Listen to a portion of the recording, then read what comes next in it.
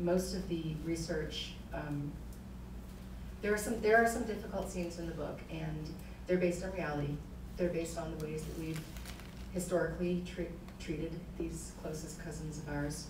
And I have taken the fiction writer's liberty of fudging some names and some dates, but the people who know what I'm talking about will realize that I have not fudged very much. And so I could not give a full-blown happy ending to everyone, because there simply hasn't been a full-blown happy ending for everyone. But yes, it's difficult for me writing characters that are deep, very close to my heart, but at least I know that these are not real, whereas in some of the parts of the book, they're based on reality, and those were very difficult to write, but I felt I owed it to Apes.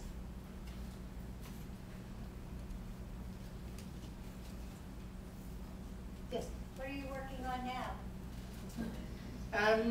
Well, I have a broad idea, and I don't want to say too much about it because I don't write from an outline, and it is such an organic process for me that by the time the book comes out, anything that I said to you tonight wouldn't be in there anymore. Yes? Are you participating at all with the movie that's coming out, or have you participated? My family got cameos, so it was really fun. It was when Rosie the elephant is raiding the produce from the grocer's store, and Rob Pattinson runs through the crowd and elbows a woman out of the way and says, "Excuse me, ma'am, that's me."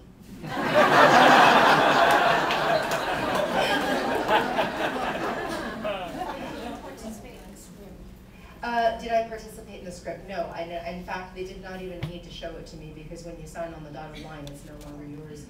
But I'm kind of glad that they showed it to me and they let me read it in all of its incarnations, and I was very grateful for that, because they did not need to. But it's an entirely different skill set. These people took something that takes 12 to 14 hours to read and condensed it into something that can be viewed in 2 hours. And so they had to take characters and combine them, and scenes that combined them, but they stayed very true to the story.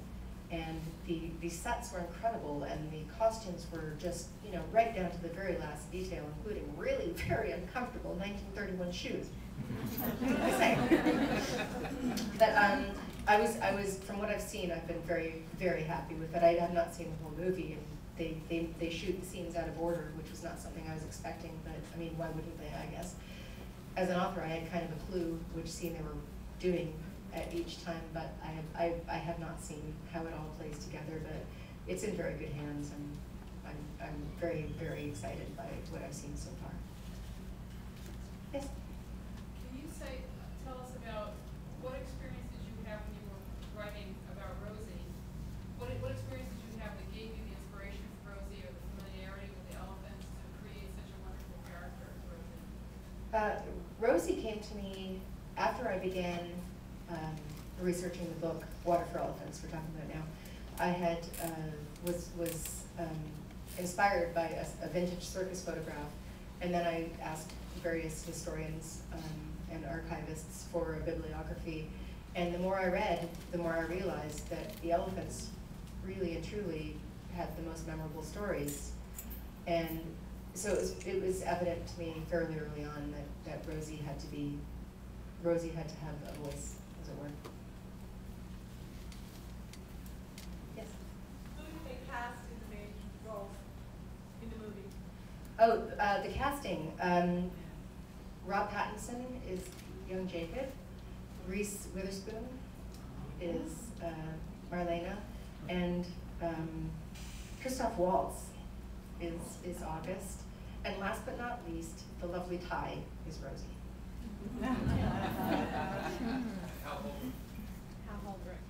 And Hal Holbrook, yes, absolutely, yes. Yes? Are there any animal rights groups engaged in changing the scenario for caged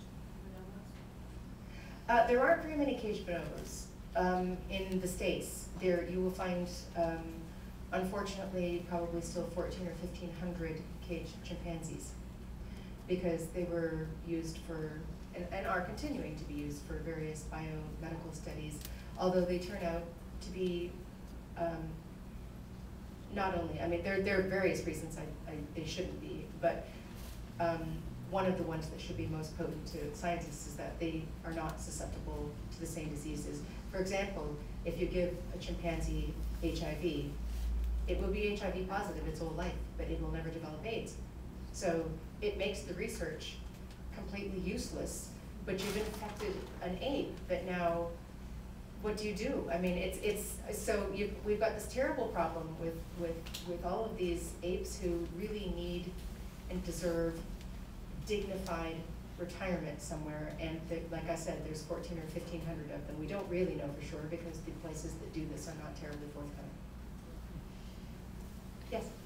The Great Ape Trust also has the orangutans, or they did, and I'm wondering if you had a chance to get to meet any of them, like AZ, in your research when you...